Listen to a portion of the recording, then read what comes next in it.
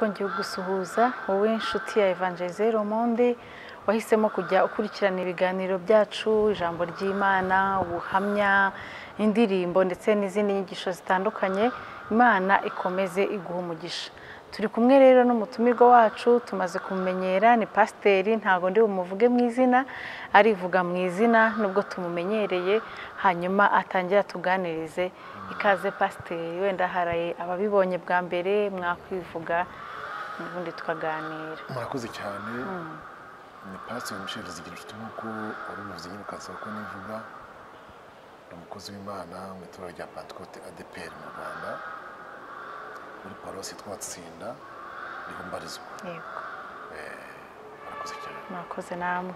Imana ibaha umugisha cyane. Pasiteri nikaze, tumaze kubamenyera hano kuri Evangelizeri Monde cyangwa se EMTV Rwanda. Mujya mutuha ibiganiro byiza cyane, abantu bajya baduha amakuru yuko bafashijwe, abandi bakaduha amakuru ko hari ikintu cyahindutse mu buzima bwabo cyangwa se mu bugingo bwabo, kandi Imana ibihererwa icyubahiro, namwe Imana ibaha umugisha. Mbere yuko rero tuvuga ku kibazo cy'amatsiko nagize mu biheranye n'ijambo ry'Imana, reka tubanze dusenge, wenda mwadusengera tugatangira.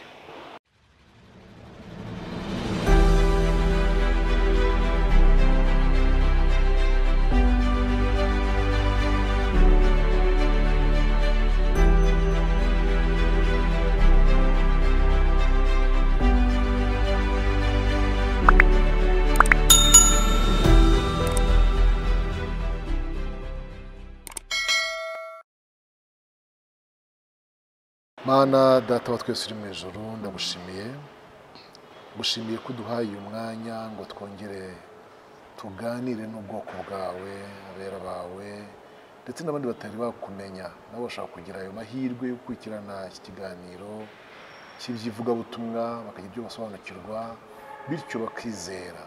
Ndasenze rero ngo tuyobore cyane n'umujana tugiye kuganira, udufashe Mwuka Wera aduhe gukora iby'umumaro ku buryo tuzabihemberwa mu ijuru.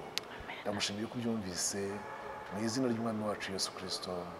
Amen. Amen. Amen. Pasiteri, ngize amahirwe yo kubabona ahantu nakuriye, hari ibintu ntamenye kandi ntekereza ko nandi ashaka ko barabigiriye amatsiko.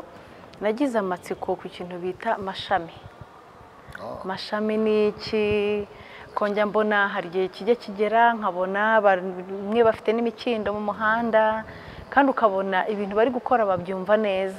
Numva ngize amatsiko yo gutahura ibyo bintu. Ntekereza ko hari n'abandi bafite amatsiko nkanjye kumenya bivuga iki, bimaze iki. Njya numva kera najyaga numva abana twabanaga bavuga ngo ni urugendo rw'umusaraba, nkavuga ku urwo rugendo ntarukora, ariko umenye byibura icyo bivuga hari icyo byamfasha, wenda n'abadukurikiye hakagira icyo bibafasha. Ni ikaze mwadusobanurira amashami ni iki, iyo mikindo baba bafite bisobanuye iki? Murakoze cyane. Ubundi iriya jambo rya mashami riva nyine ku izina amashami.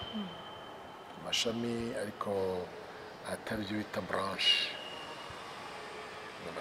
Hari igihe twita branche ishami rya Beka Nyabugogo, ishami rya Banki Populaire, ariko no mu Gifaransa niko yitwa nabwo ayiriti. Yesu arimo ava Galilaya agaruka i Yerusalemu. Ubundi amateka y'ivugabutumwa rya Yesu ariko turi gutindemo nuko Yesu agiye gutangira umurimo iwabo hakuno Abayuda baramwanze i Nazareti.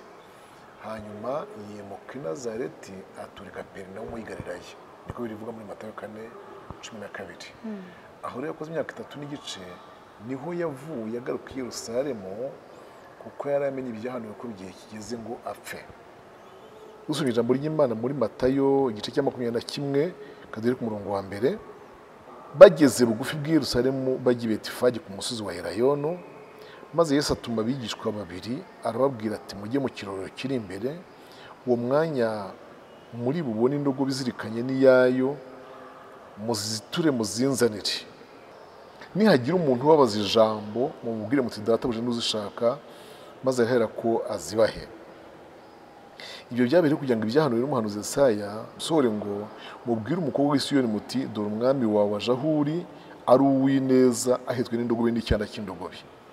Ba bigishwa baragenda bakora nk'uko Yesu yabategetse, bazana indogobe n'iyayo, baziteguraho imyenda yabo ayicaraho.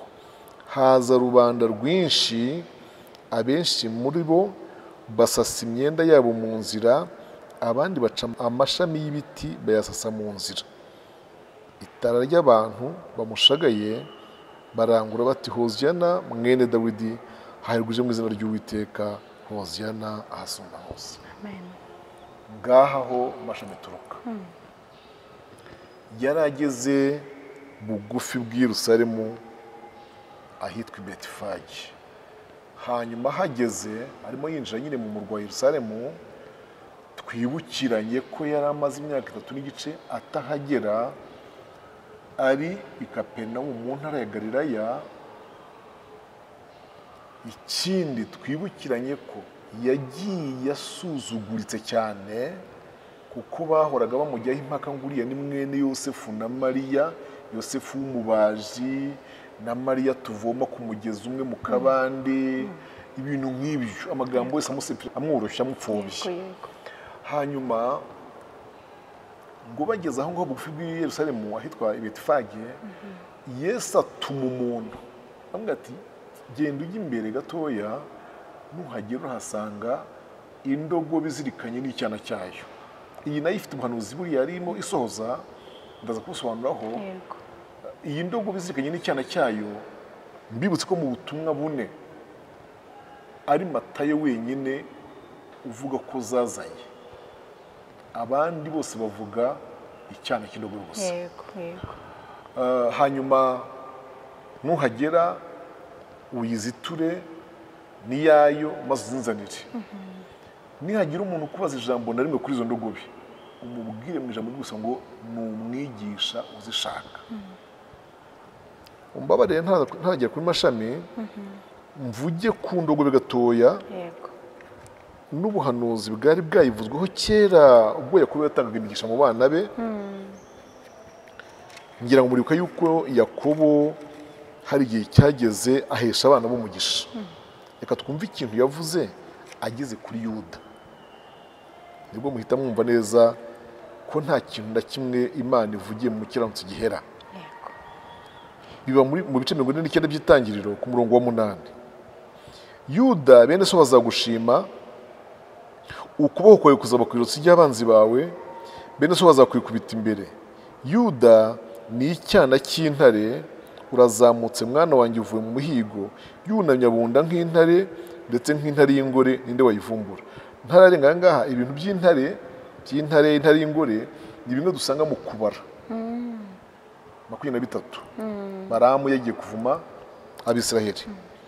Hanyuma umurongo wa 10, inkoni y'ubwami ntizava kuri Yuda, inkoni y'ubutware ntizava hagati y'ibirenge bye, nyirayo ataraza. Aha hantu kuri nyirayo, iri jambo nyirayo babyita insimbura zina sano, ari byo bita pronom relatif mu Gifaransa.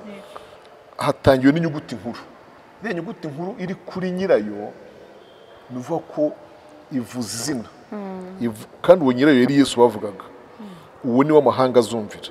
None umva rero ku murongo wa 11, aziritse ishashi y'indogobe ku muzabibu, n'icyana cy'indogobe akize ku muzabibu urutaho ubwiza. Ndashaka ko ahantu muhumva neza. Aziritse ishashi ye y'indogobe ku muzabibu, n'icyana cye cy'indogobe akiziritse ku muzabibu urutaho ubwiza. Zibaye indogobe zingahe? 2. Ishashi n'icyana cyayo. Ndumva ishashi bisobanura izabyara. Bivuga ko hari indogobe ebyiri rero. Rero igihe Yakobo yabivugiye arimo ahesha umugisha nde Yuda. None nimutangazwe no kuba Yesu wakangahe kuri Yuda, tubaza ibisekuru tukagenda tubara amagenealogy. Nukure cyane. None nimwumve atumije kuzitura iki ya ndogobe, kandi ukayizanana n'icyana cyayo. Hanyuma ubundi buhanuzi burimo cyane kuri aya magambo ahesha umugisha Yuda, tunaburangiza nta kibazo. Ameshesha imyenda ya vino, imyambaro ye ayimeshesha amaraso y'inzabibu. Ko ni kuba guhindana nyine, imyenda igihinduka amaraso ikamucikira bamukubita. 12, amaso yatukujwe na vino, amenyo ye yejejwe n'amata. rindi jambo y'amaso yatukuriye ku musaraba byari ubuhanuzi. Hanyuma rero Yesu amaze kuvuga ngo bamuzanire iyo ndogobe n'icyana cyayo, hanyuma Bibiliya ivuga ko yuriye icyana nicyo yagenzeho, nyina ikagendera hafi aho imeze nk'igikurikiranye.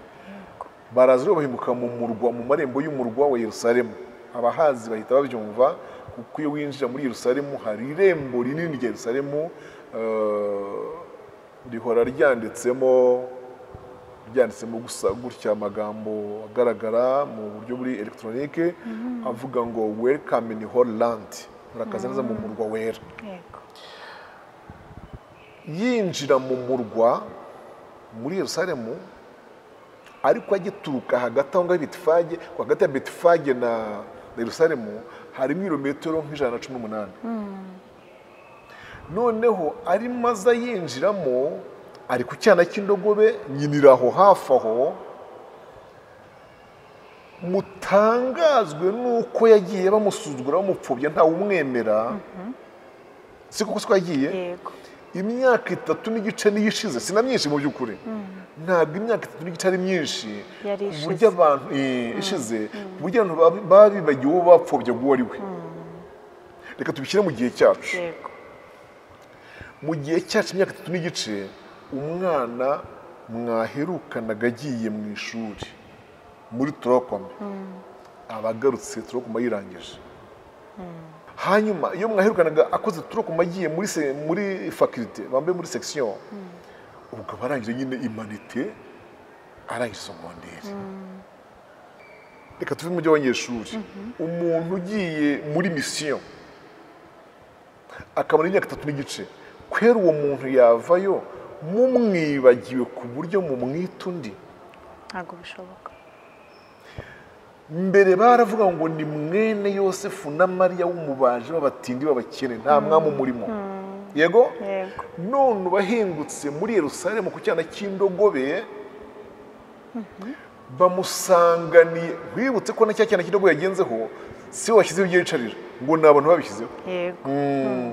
Ni mu bikurure mwumva umuntu wa mbere wikuyemo nk'ikote rye, yaba iry'itisi yaba ijakete, agashyira ku ndogobe ngo Yesu yicaraho. Ni mu mwumve.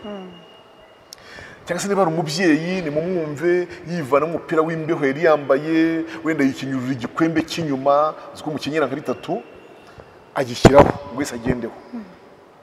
Noneho ni mu bikurure ngo amaze kwicaraho, ijambo riratubwiye ngo abandi basasa imyenda mu nzira aho indogobe igiye kunyura. Ni mu byumve, abantu bamwe bavanamo twa tuntu twa esharupe mu itera tw'imbeho, abandi bavanamo imipira y'imbeho, abandi bavanamo, mbese buri wese harimo avanye mu ishati, birumvikana, harimo avanye mu ishati ayishyira aho ngaho, ayisasa aho ngaho, barasasa imyenda mu nzira. Iyo ugiye kureba rero abakoresha amashami, usanga ari ababuze ikindi bakora kuri Yesu. Naho nshaka ko ubyumvira neza. Abakoresheje amashami ni ababuze ikindi bakorera iyo ndogobe ihetse umwami wacu. Uko waje wambaye ari uku nguku se wavanamo iki? Ntabwo wabona ikintu mutura. Ariko urukundo n'ubwuzu barimo kwakirana uwo mugabo uje muri Yerusalemu, wenda mbere kuvuga umwami we akagira Imana we, ngo umuntu akumva kamemu ntabwo ari buryo akora kuri uyu mushyitsi ugendereye Yerusalemu. Haleluya. Amen. Ibaze kuba bariyumvisemo ubwabo kujya gushaka amashami y'ibiti ku mihanda, ariko ntibace ibiti babonye byose, bagaca icy'umukindo. Amashami y'imikindo, ubundi umukindo ni igiti kigira amavuta, igiti cyeraga amavuta. Noneho kuba buri wese ataramanuye ishami ryose abonye ngo bazane, bagafata umukindo, ahubwo bagafata umukindo, hari icyo byashushanyaga. Yego, kuri rya jambo muzi, ubwo batewe mu rugo rw'Imana bazashira mu bikari by'Imana nk'umukindo. Yego, nk'imikindo. None nkuvuga ngo ibintu byacu byiza, turafata ibyiza biruta ibindi mu byo dutunze, tubimushyiriye mu nzira aba ariyo agenda. Hanyuma rero bamaze kuyashyira mu nzira abandi bakayafata bakayazungaguza bagenda bashima basingiza bavuga ngo hoziyana hoziyana, hahirwa uje mu izina ry'Uwiteka, urakaza mwene Dawidi. Imana ishimwe cyane. Amen. Reka nsubire ku cyana cy'indogobe mwumve. Ubundi indogobe ni inyamaswa bita ngo ni iy'amahoro, niko bayita. Icya kabiri bakayita ko iri very very humble, icishijwe bugufi. Kandi koko mu nyamaswa zose nabonye zivunika, nibyo nta yindi imeze nkayo. Inka ntiwayicara ku mugongo yakwirenza, nubwo tuzikunda tuziragira, ntabwo ushobora kugira umva nimuhuzwe n'inkuyu uri mu kuyihanagura, ariko ntiwayigira wicara ku mugongo. Agasuzuguro. Ariko reba indogobe kuba aricyo kintu yaremewe, isa n'iyabyemeye, nivutse itarahe. Hari ijambo nibutse we Imana yakoze kubiringira rivuge kuba Yesu yaravuze ngo munzanire icyana, urumva, cy'indogobe, ngo yagira ngo ahekwe n'itarigeze iheka na rimwe. Noneho ngo nubwo indogobe ubwayo icishijwe bugufi ari indogobe y'inyamahoro, ngo ariko iyo ngiye imuhetse bwa mbere kwari ukuvuga ngo ubwami bwe n'icyubahiro cye nibye ntawe babisangiye. Donc pas égal au quelqu'un d'autre, ntaho ntibireshya n'ibya runaka. Ni ngihetse bwa mbere, ni nanjye ubwo inahetse nyine. Mwamudufasha cyane. Ikindi ni uko yasobanuraga umuntu uyigendaho aba ari umwami w'amahoro, ugende ku ndogobe. Tandis ko uje ku ifarashi we aba ari uw'intambara. Niyo mpamvu mubona iryo tandukaniro. Niyo mpamvu mubona Yesu yaje ku ndogobe, ariko n'ujya mu byahishuwe uzabona n'uwaje ku ifarashi y'umweru.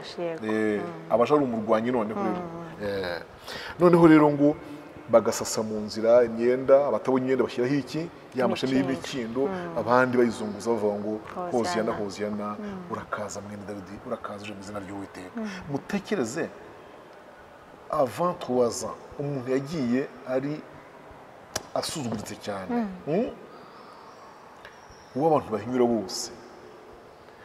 None uruzinduko rwe muri Yerusalemu nta nubwo rwabaye sensibilize nibura. Ndashaka kuvuga aho hantu mu byumve neza. Ntabwo rwabaye sensibilize ngo agire ukuntu yitegurwa, agire kampanye, agire inteko y'abantu imwamamaza, sibyo? Igikorwa cyo kwamamaza ibyo kuza kwe. Ariko utekereza kugira ngo abone abantu bangana gutyo, ngo igihiriri cy'abantu, ngo ni itara ry'abantu, bari benshi bose baje kumwakira. Ikindi nababwira nshuti zanjye cyantangaje kuri Yesu kuri uku kuza kwe kwa kabiri Yerusalemu, mu myaka 3 n'igice ntabwo twavuga nibura ngo igisekuruza cy'abasaza cyaratambutse, ngo bamurwanyije ngo ntibakiriho, wenda bikorewe na new generation n'urubyiruko n'urungano. No, ntabwo nabo bashize bose, bari bakiri babandi bose. Icyo kintu cyo guhinduka, Imana ikaba kinga ikintu mu maso uwo bahimiye mu myaka itashize bakamwakira batyo. Haleluya. Kwari ukuvuga ngo Kristo ashyizwe hejuru, ashyizwe hejuru. Imana ishimwe cyane. Ngiyo mashami, ngicyo igisobanura, yinjira mu murwa gutyo rero. Hanyuma indogobe bayiparika aho ngaho, bajya gusangira ibya Pasika, bahava bajya hehe? Ku musozi gusenga. Ngurwo urugendo rw'umusaraba. Mu by'ukuri ku bajya bakora inzira y'umusaraba mu ituro rya Katolike, ntabwo inzira y'umusaraba bambe mashami bayihuza cyane inzira y'umusaraba. Urabyumva? Uwo mutambagiro bawitaho kwakira Yesu mu murwa. Naho ni mu by'ukuri inzira y'umusaraba yo itangira ahubwo n'ikindi bita uwa gatanu mutagatifu. Cyeka niba nabo mushaka kumenya ibyawo. Yego rwose nawe tubwire wavuze ntiwawureka.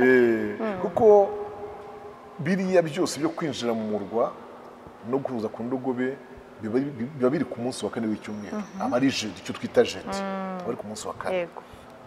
hanyuma bagasangira. hanyuma ku wa gatanu mutagatifu, iryo zina wa gatanu mutagatifu aho uri bukomoka ni uko nicyo gitondo Petero yari yamwihakanye. Muri ijambo yamwihakanye mu ijoro ryo kuwa kane rishyira uwa gatanu. Icyo gitondo nicyo yari yamwihakanye, icyo gitondo Yuda yazanye cya gitero, icyo gitondo cyo ku gatanu nicyo bagiye kwa Pilato n'ahandi, hanyuma kuri uwo munsi saa sita ari saa gatandatu ubwo yarapfuye. Icyo gitondo ko numva wa gatanu wari ukwiye kwitwa umutagatifu. Ndumva ari igitondo cyabereyeho ibintu bibi gusa, ku buryo kwitwa ko ari umutagatifu ndumva biteye ubwoba. Niba ari uko nguko nta wundi muntu wundi urapfa ngo abantu barye bishime, nta n'undi muntu wundi urapfa ngo bamwibuke banezerwa. Nuko urupfu rwa Yesu rwamuhoraga, nuko mu rupfu rwa Yesu harimo kubohoka, mu ntimba ze harimo gukira kwacu. Ngiyi impamvu nta yindi. Hanyuma rero wa gatanu mutagatifu ukitwa gutyo kubera ko ari wo wabaye ibintu bikomeye ariko byera, cyari igikorwa kirimo cyeza. Ku isaha ya gatandatu abaraciye nibwo yarapfuye. Muzi ko habayeho ubwabwira kabiri bwamaze amasaha atatu, bwavuye ku isaha ya gatandatu kugeza ku isaha ya kangahe ya 9. Bamwe bajya babicurika bakajya mu bwavuye ku isaha ya 9, oya bwavuye ku ya gatandatu bugeza ku isaha ya 9. Ayo masaha atatu niyo yabayemo igikorwa cyiza cyo gushyingura, guhamba. Kandi buriya guhamba Yesu nabyo biri mu gatanu mutagatifu nyine. En fait nicyo cyari gukurikira misiyo ye. Mu by'ukuri Yesu, urugero iyo Yesu aguma ku musaraba, sibyo murabizi ko yaravuze ko birangiye, gucungura birangiye, ushaka azajyana amazi y'ubugingo ku buntu. Yaravuze ngo ariko hejuru y'isi nzira z'amahanga yose, ubwo yari yayirehejeho nyine. Reka tuvuge gutyo, none tuvuge ngo ariko ku byo byose yamaze kubikorera ku musaraba, iyo aguma ku musaraba nk'ibindi bivume byose byakora bitwaye iki? Ngaho rero umutima wa gatanu mutagatifu mu kumumanurayo no kumuhamba. Yego, ako kantu kumumanurayo no kumuhamba ni urugendo ruto cyane rwihuse rujya gusanga Satani we. Niyo mpamvu yagombaga kwinjira n'ikuzimu rero. Niyo mpamvu rero Yesu yitwa ubutware bwe bwitwa ko ari urwo mu ijuru no mu isi no munsi y'isi. Yagomba gupenetra akinjira aho Satani akorera, dans l'enfer, akamusangayo. Hanyuma akigerayo abajya bibwira wenda ko iminsi 3 harashobora kubyibaza nkuko nanjye najyaga byibaza, ariko iriya minsi 3 yamazeyo nawe ubwere yarayivuze. Aho intambara ntiyamubanye ndendera, abari mutinza aho ntiyarwanye inkundura, icyo yakikabera ku buryo kuzuka kwa mu gitondo kwari gutabara yabaye agasezegere, kuko yashoboraga no kubikora umunsi umwe akazuka bikarangira, cyangwa isaha imwe 3 yose aramara y'icyo. Noneho ndatinya ko hari abantu bazayitiranya nuko urubanza rwamukomeranye agatinzwa narwo. Me no agariko biri. Bibiliya itubwira ko akigerayo, haleluya, akigerayo yarwanye ubwo anesha ubwo. Imana nishimwe cyane. Akigerayo yarwanye ubwo anesha ubwo, amwambura imfunguzo z'urupfu n'izikuzimu arazimwambura. Igikorwa cya kabiri yakoze ndacyumva cyamusabye umwanya ni ugukingura ibituro by'abera bari mu bituro. Yego, uriya mwireko mujye mwumva wakozwe muri Yerusalemu babanje kuwukorayo hariya hasi. Bivuga ngo kuzuka kwa Yesu, abankurikiye barimo kutwumva no kutureba, reka ngikore gutya kugira ngo ubyumve neza. Ntabwo ku wa mbere w'iminsi 7 marayika yaje ngo akore ku murambo utya ubyuke, siko byagenze. Oya, kuko kuzuka kwa Yesu kwabaye guhinguka inaha, kwabaye kongera guhinguka inaha ku isi. Ariko yaramaze iminsi akorera y'imirimo, resurrection. Ibikorwa yakoze ni ibintu bigaragara ko atandesheje bucya azuka. yanesheje akigerayo amwambura imfunguzo afungura ibituro by'abera bari mu bituro aho ngaho satani yaheranye abazamukanayo bagira karasisi muri Yerusalemu. Imana nishimwe cyane. Hariho umuntu ugeze kumbaza ngo ariko mwigisha ngo abantu Yesu yazuye buriya bamwiyerekanye nabo muri Yerusalemu ngo bagiye he? Namwe ntibabongeye barapfuye nyine, abongeye barapfuye kubera ko ntago yari abazuriye ubugingo buhoraho. Yego. Bari bazukiye gusa manifestation, kwiyerekana mu murwa. Amen. Niba ryo na Lazaro yongera apfa, ahubwo niyo mpamvu uyinjiye mu byahishuwe usanga noneho umuzuko uzabaho, ari wo muzuko tuzaba tuzukiye ubugingo bw'iteka. Yego. Mwamba bafasha cyane ndumva gatatu mutagatifu ko nawusobanura. Yego. Sinzi hari ikindi wenda mwabifazaho. Gatanu mutagatifu usa nkaho usobanuye ndetse kurushaho, kubera ko ari igikorwa cyera. Uvuze ikintu gikomeye, turi no kwitegura kujya mu cyunamo twibuka jenoside yakorewe abatutsi. Wa mugani iyo wibutse abo bantu bacu, ikiza ni intimba. Ni intimba, ni ukurira, ni ukuvuga ngo disi yahaba biba byagenze gutya, ariko iyo tumo twibuka abacu buriya mpora nagiye ngira umugisha wo guhabwa kugira icyo mvuga mu minsi y'icyunamo kuri radiyo cyangwa kuri televiziyo. Mpora nibaza impamvu Imana yabyemeye, kandi vraiment mbivuze n'umutima wanjye wose maze kumvugisha ukuri. Mpora nibaza impamvu Imana yabyemeye ko Pasika ya Yesu ihura neza n'urupfu rw'abazize jenoside yakorewe abatutsi icyenda na kane. Ibintu mpora mbyibaza. Uzumve niyo twibuka usanga aho twagiye kwibuka duhagaze, umuntu arimo atanga ubuhamya bw'inzira yagenze, bayita urugendo rw'umusaraba. Yego. Abantu bazatwumve neza rero, ntabwo abantu bavuze ko twagenze umusaraba nk'uwa Yesu, oya. Ni urugendo ruruhije. Yego. Ni ikigereranyo. Ni ikigereranyo. Twagenze urugendo ruruhije nkawe. Ntitwenda kunganya iminsi. Byadufasha amezi angahe agera kuri 3 anarengaho iminsi. We byamufasha iminsi mike cyane kuko yinjiye mu murwa nababwiye ku wa 4, ariko wa 4 kandi kuva mu by'ukuri Kaperinaumu ukaza mu murwa n'amaguru. Erigendo gwe ntabwo yamuvanye hakuri Kaperinaumu. Yayifatiye Betifage hafi aho. Ni urugero rutari rworoshye. Yahageze mu masaha ya nyuma ya saa 6 mu murwa wa Yerusalemu. Hanyuma ibyo ngibyo byose byo gusangira no gusengana muri ako kajoro mu gitondo abo gatanu mutagatifu ngo bisobanuye. Rero urugendo rw'amasaha, katubyita amasaha, dufasha 3 y'ejo tukongeraho 6 y'uyu munsi, akamasaha y'ikenda. Ariko mu by'ukuri umubabaro we kumva Imana ishaka kubihuza n'uwo twagize muri kino gihugu ni ibintu bikomeye cyane. Ugasanga ariyo twibuka tuzatagira Pasika ni ku cyumweru kutareka icyaka. Yego. Noneho ugasanga kuri 7 nyuma y'imisi twibuka abacu. Kubihuza ku ruhande mugiye kubireba ubona hari Imana yateganyagamo ku Rwanda. Kugira ngo ahari tuba twibuka duhuzwe n'uko Yesu wacu yazutse.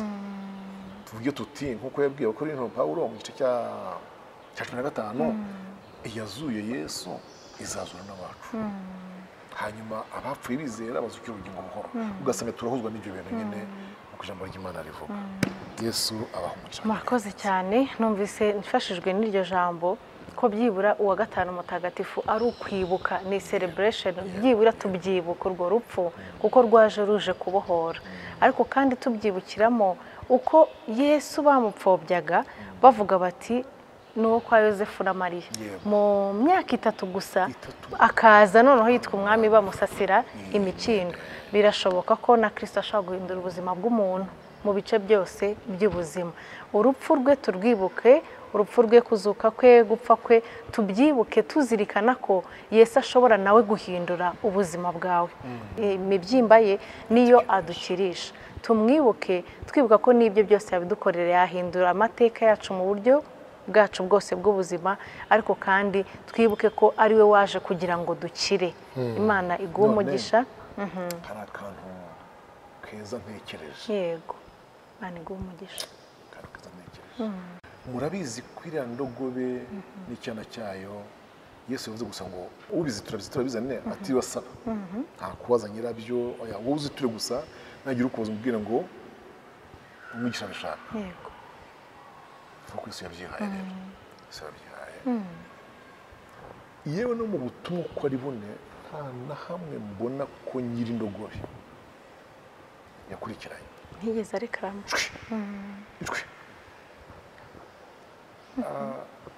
urabona urugendo yayigenzeho kugera mu murwa